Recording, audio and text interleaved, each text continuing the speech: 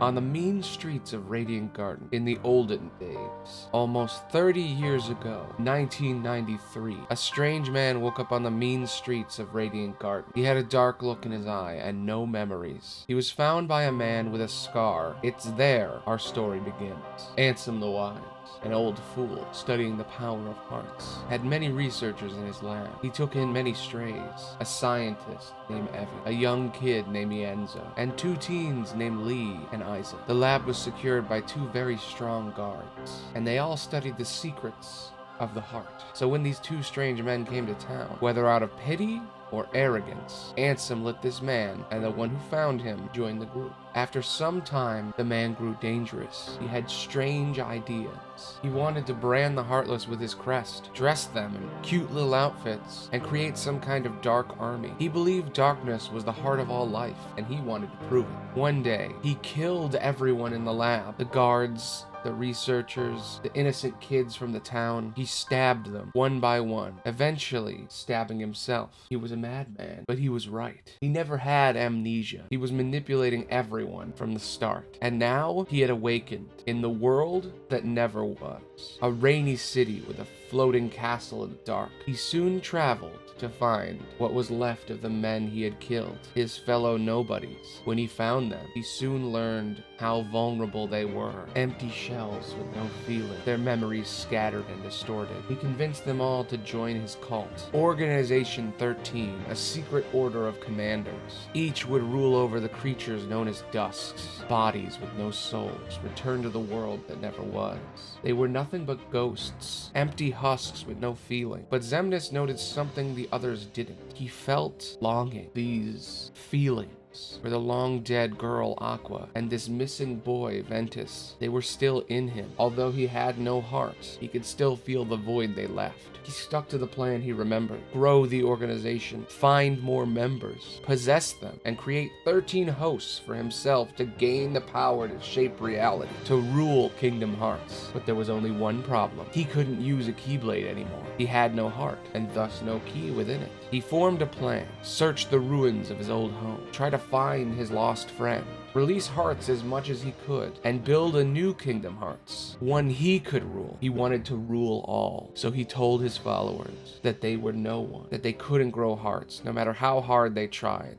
Despite the feelings they felt, the connections they made, the friendships and heartbreak they lived, he convinced them all of a terrible lie, that they were no one. They fought against one another. The weak killed the strong. It was all beneath him. Usurpers faded away, one after another, his loyalist of allies by his side. He had everything planned, but in the end, his greatest weapon would be his undoing. A young nobody named Roxas. He could do what Xemnas couldn't. He had a Keyblade. Whether it was from his connection to others, or some strange product of his formation, he could slay the Heartless. But after many failed attempts to harness this power, Sora had returned. And just as Xemnas created the world he wanted, it all fell away. The foolish man he thought dead poisoned the moon, and Xemnas was once again slain by the power of the true children of destiny, Riku and Sora. In the end, no matter how many times he fought them, no matter how many timelines he invaded, he never realized what he had all along. He could feel. What he didn't understand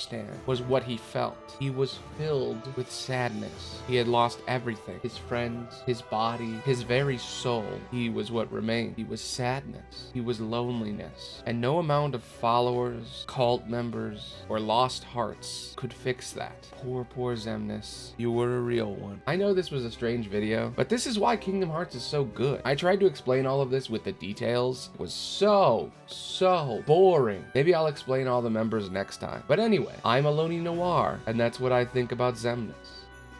Cheers.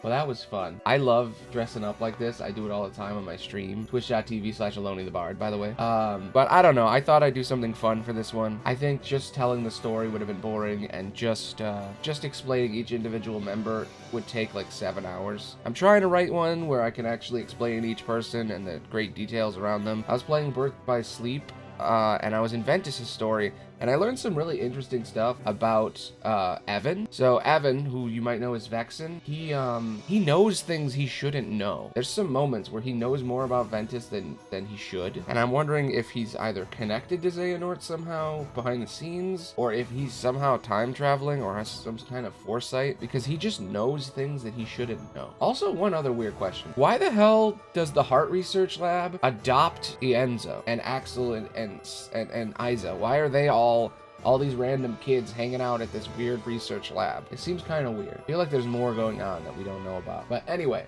check out the streams, watch more of these videos, whatever. Aloni Noir out. I think I did a good job. I thought to myself, I wasn't sure if they would catch on when I was thinking and when I was talking. It's kind of hard to get the bit if you don't know a lot about noir movies, but I think I did a pretty good job. Yeah, you did a good job, man. Awesome. Hell yeah. Yeah. All right. Click on the next video, please. Click on the next video. It's an older one, probably. I really should go back and reorder all these. You should check it out. Aloni Noir. Out.